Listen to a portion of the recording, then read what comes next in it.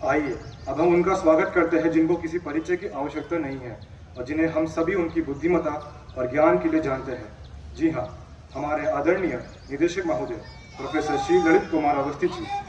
मैं उनसे अनुरोध करता हूँ कि वो मंच पर आए और अपने मूल्यवान शब्दों से हमें प्रकाशित करें। एनआईटी उत्तराखंड के प्रभारी कुल सचिव, अधिष्ठाता, विभागाध्यक्ष, संकाय सदस्य, कर्मचारीगण, अतिथिगण, छात्र छात्रों, भूतपूर्व सैनिक एवं युद्ध में शहीद हुए जवानों के परिवार के यहाँ विद्यमान सभी सदस्यों व सभी भारतवासियों को 77वें स्वतंत्रता दिवस के इस ऐतिहासिक पर्व की हार्दिक शुभकामनाएं। सुप्रभात। आज से 76 वर्ष पूर्व भारत को अंग्रेजों से आज़ादी मिली थी। यह दिन भारतीय स्वतंत्रता सेनानियों के सदियों के संघर्ष, बलिदानों और दृढ़ संकल्पों का प्रतीक है, जिन्होंने देश की आज़ादी के लिए अथक और अकल्पनीय प्रयास किए। और उनका ये प्रयास 15 अगस्त 1947 को सार्थक हुआ, जब अंग्रेजों से लगभग 200 वर्ष के क्रूर शासन के बाद हमारे देश की बागडोर हमारे पास सौंपी। जैसा कि आप जानते हैं, इस देश को आज़ाद करने में महात्मा गांधी, रानी लक्ष्मीबाई, सुभाष चंद्र बोस, सरदार भगत सिंह, मंगल पांडे, राजगुरु सुखदेव, चंद्रशेखर आज़ाद, जवाहरलाल नेहरू, लाला लाजपत राय, बाल गंगाधर तिलक, खुदीराम बोस जैसे कितने ही अनगिनत क्रांतिकारियों, वीरांगनाओं एवं स्वतंत्रता सेनानियों के साथ साथ असंख्य गुमनाम लोगों का अविस्मरणीय योगदान रहा है। और उनके बलिदान के कारण ही आज हम एक स्वतंत्र भारत में सांस ले पा रहे हैं। इस अवसर पर मैं उन सबको श्रद्धांजलि अर्पित करता हूँ। यह सर्वविदित है कि स्वतंत्रता मिलने के पश्चात बार बार प्रत्यक्ष एवं परोक्ष रूप से हमारी स्वतंत्रता को चोट पहुँचाने की भी कोशिश की गई है और देश को कमजोर करने की ये कोशिश अभी भी जारी है। क्रांतिकारियों एवं स्वतंत्रता सेनानियों के बलिदानों से प्राप्त इस स्वतंत्रता को भी अक्षुण्ण बनाए रखने की हमें बड़ी कीमत बार बार चुकानी पड़ी है। और ऐसे छद्म युद्धों में हमारे बहुत सारे सैनिक शहीद हुए हैं। आज का दिन उन वीर शहीदों, हमारे भूतपूर्व सैनिकों और वर्तमान में सीमा पे तैनात सभी जवानों को भी नमन और वंदन करने का है, जो अपनी जान की परवाह न करते हुए भी हमें हर जगह और हर पल सुरक्षित रखते हैं। हमारे देश भारत के स्वतंत्रता दिवस की अपूर्णीय खुशी के साथ आज 1947 में एक और बड़ा बलिदान हमें अपने देश के विभाजन के रूप में देखना पड़ा था। कुछ स्वार्थी लोगों के कारण हमारा देश 3 भागों में बंट गया। राष्ट्र के विभाजन के कारण अपनी जान गंवाने वाले और अपनी जड़ों से विस्थापित होने वाले सभी लोगों को उचित श्रद्धांजलि के रूप में हमारे प्रधानमंत्री जी ने हर साल 14 अगस्त को उनके बलिदान को याद करने के लिए विभीषिका स्मृति दिवस के रूप में मनाने का फैसला किया है। प्राय नई पीढ़ी के लोगों को इस स्वतंत्रता का मूल्य मालूम नहीं तथा वह इसकी उपेक्षा करते हैं और स्वतंत्रता दिवस को अपनी उपलब्धियों या खुशियों में शामिल नहीं करते। विभीषिका दिवस को मनाने से हमारी वर्तमान और आने वाली पीढ़ियों को विभाजन के दौरान लोगों द्वारा झेले गए दर्द व पीड़ा का एहसास होगा और वो स्वतंत्रता की असली कीमत को पहचान पाएंगे।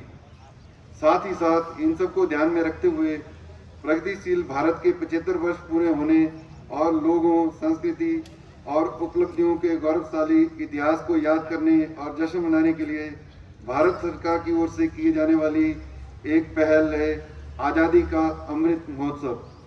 माननीय प्रधानमंत्री श्री नरेंद्र मोदी जी के शब्दों में आज़ादी का अमृत महोत्सव यानी आज़ादी की ऊर्जा का अमृत, आज़ादी का अमृत महोत्सव यानी स्वतंत्रता सेनानियों से प्रेरणा का अमृत, आज़ादी का अमृत महोत्सव यानी नए विचारों का अमृत, नए संकल्पों का अमृत, आज़ादी का अमृत महोत्सव यानी आत्मनिर्भरता का अमृत, और इसीलिए ये महोत्सव राष्ट्र के जागरण का महोत्सव है।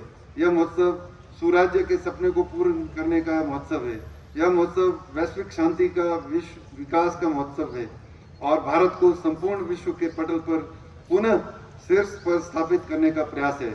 आज़ादी का अमृत महोत्सव की आधिकारिक यात्रा की शुरुआत 12 मार्च 2021 को की गई थी, जिसकी 75वीं सप्ताह की उल्टी गिनती हमारी स्वतंत्रता की 75वीं वर्षगांठ से शुरू होकर आज 15 अगस्त 2023 को समाप्त होगी।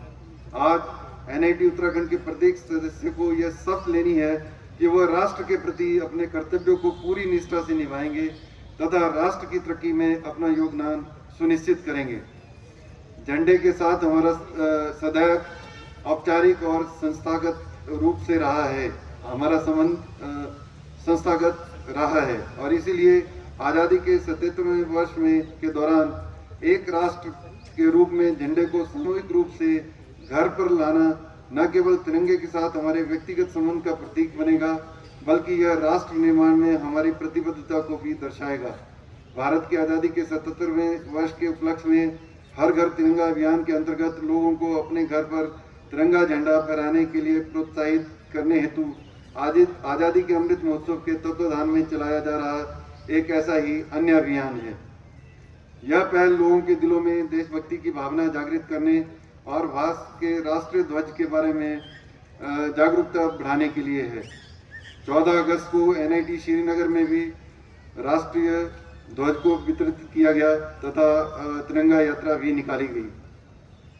75वें स्वतंत्रता दिवस के उपलक्ष्य में शुरू किए गए आज़ादी का अमृत महोत्सव को संपन्न करने के लिए इस वर्ष 2023 में भारत सरकार ने मेरी माटी मेरा देश नाम से एक और अभियान शुरू किया है। मिट्टी को नमन, वीरों का वंदन, मेरी माटी मेरा देश अभियान का नारा है और यह कार्यक्रम 9 से 30 अगस्त 2023 तक चलेगा। इस अभियान का प्राथमिक उद्देश्य उन साहसी शहीदों, स्वतंत्रता सेनानियों और बहादुर महिलाओं को सम्मान और श्रद्धांजलि देना है जिन्होंने पूरे भारतीय स्वतंत्रता आंदोलन में सेवा की।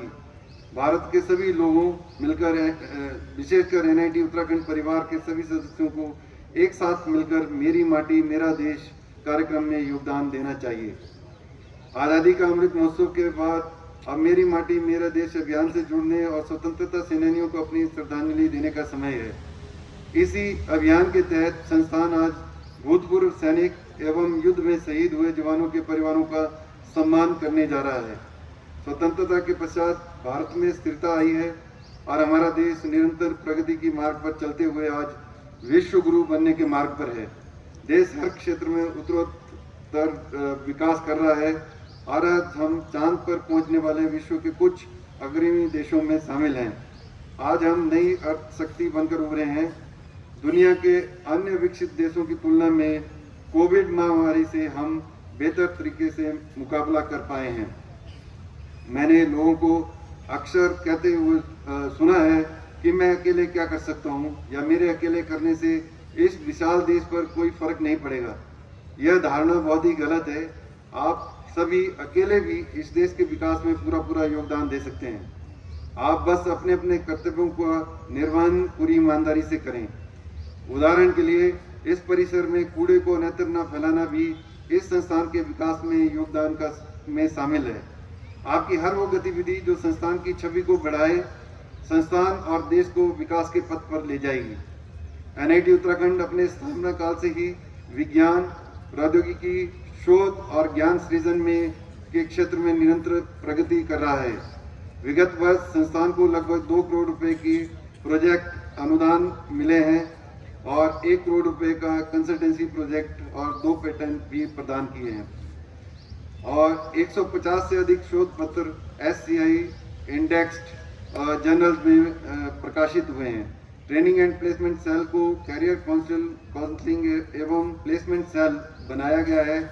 इससे संस्थान का औसत प्लेसमेंट पैकेज पिछले शैक्षणिक वर्षों की तुलना में 2 गुना हो गया है और MTech के छात्रों में के प्लेसमेंट में भी वृद्धि हुई है। संस्थान के इतिहास में पहली बार सर्वाधिक 19 छात्रों को शैक्षणिक वर्ष 22-23 के लिए विभिन्न प्रतिष्ठित कंपनियों में पेड इंटर्नशिप का प्रस्ताव मिला है। संस्थान की 13 वर्षों के बाद पहली बार सुमाड़ी में उपलब्ध 310 एकड़ भूमि में स्थायी कैंपस बनाने के लिए लगभग 650 करोड़ रुपए लागत की टेंडर भी प्राप्त हुआ है। लगभग 600 करोड़ रुपए संस्थान को हेफा से मिल रहे हैं तथा करीब 54 करोड़ की राशि के लिए शिक्षा मंत्रालय भारत सरकार को अनुरोध भेजा गया है। आशा है कि 13 वर्ष के बाद 2023 में सुवाड़ी में NIT उत्तराखंड के स्थायी परिसर का काम शुरू हो जाएगा। संस्थान की विभिन्न कमेटियों द्वारा इस प्रस्ताव को मंजूरी दी जा चुकी है। इस वर्ष प्रयोगशालाओं को आधुनिक बनाने के लिए 10 करोड़ रुपए की राशि रखी गई है। इसके अतिरिक्त मौजूदा पुराने छात्रावासों का नवीकरण, नए छात्रावास का निर्माण एवं सुविधा का विस्तार, आबादित high speed internet connectivity, ERP प्रणाली का उपयोग एवं संस्थान में वेबसाइट का नवीकरण हाल ही में किए गए कुछ संरचनात्मक विकास के प्रमुख पहलू हैं। छात्रों को शैक्षणिक यात्राओं, placement drive, industrial tour, trekking इत्यादि कार्यक्रम में जाने के लिए 2 बसें खरीदी गई हैं। दूरस्थ स्थान में होने पर भी और संसाधनों की सीमित उपलब्धता के बावजूद NIT उत्तराखंड ने NIRF रैंकिंग में 15,000 से अधिक संस्थानों में के बैंड में 100 से 150 संस्थानों के बैंड में अपना स्थान प्राप्त किया है। इसके अलावा NIT उत्तराखंड को नवाचार उपलब्धि पर संस्थानों की अटल रैंकिंग में राष्ट्रीय महत्व के संस्थान, केंद्रीय विश्वविद्यालय CFI में तकनीकी श्रेणी में तहत प्रोमिसिंग बैंड में मान्यता दी गई है। संस्थान के प्रति अवधारणा और ब्रांड बिल्डिंग में पुरातन छात्रों की भूमिका देखते हुए NIT उत्तराखंड 13 वर्ष के इतिहास में पहली बार NIT उत्तराखंड एलुमनाई एसोसिएशन बना रहा है, जिसके पंजीकरण की प्रक्रिया पूरी हो चुकी है। संस्थान में शिक्षकों और पुरातन छात्रों में के योगदान को सराहने के लिए संस्थान में पहली बार बेस्ट फैकल्टी अवार्ड और डिस्टिंग्विश्ड एलुमनाई अवार्ड का सृजन किया गया है। विगत वर्ष संस्थान में उत्कृष्ट योगदान के लिए बेस्ट फैकल्टी अवार्ड गणित विभाग के डॉक्टर धर्मेंद्र त्रिपाठी और कंप्यूटर साइंस डिपार्टमेंट के डॉक्टर कृष्ण कुमार को दिया गया है और distinguished alumni award electronics communication के छात्र सोमराज को दिया गया है। समग्र शिक्षा और समग्र विकास के लिए संस्थान में NEP राष्ट्रीय शिक्षा नीति के कार्यान्वयन की प्रक्रिया चल रही है।